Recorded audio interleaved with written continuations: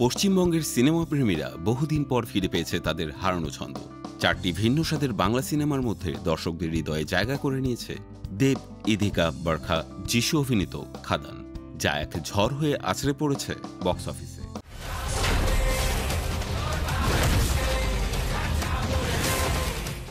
মুক্তির প্রথম দিন থেকেই যেন নতুন ইতিহাস লেখার শপথ নিয়েছে সিনেমাটি।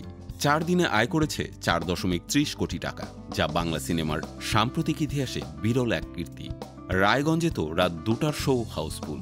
দীর্ঘ বিরতির পর দেব যেন আবারও প্রমাণ করেছেন তিনি এই ইন্ডাস্ট্রির রাজার রাজা। খাদানকে কেন্দ্র করে গড়ে উঠেছে এক আবেগ, এক উপলক্ষ। এই আবেগই সিনেমাকে পৌঁছে দিয়েছে এক অনন্য উচ্চতায়। দেবের প্রচারণার অভিনবত্ব যেন এই সাফল্যের অনুষঙ্গ। পুরো টিম মিলে বাসে করে বেরিয়ে পড়েন বেঙ্গল ট্যুরে।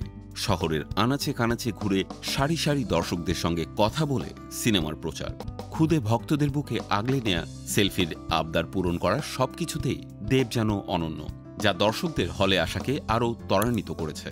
কিন্তু মুক্তির ঠিক আগের দিন ঘটে এক অদ্ভুত ঘটনা। অগ্রিম বুকিং বন্ধ হয়ে যায়, যা নিয়ে অনুরাগীদের মধ্যে দেখা যায় উদ্বেগ।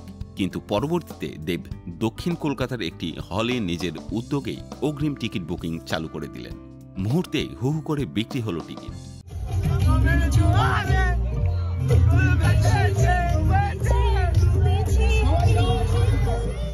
সেই যে শুরু, তারপর ইতিহাস লেখা শুরু করলো খাদান।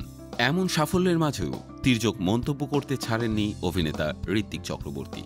তার সাম্প্রতিক সিনেমাগুলোর বক্স অফিস কালেকশন যে খাদানের কাছে ফিকে হয়ে গেছে, তা নিয়েই যেন একরকম আক্ষেপ তার। তবে এসব কটাক্ষ যেন ছুতেই পারছে না দেবকে।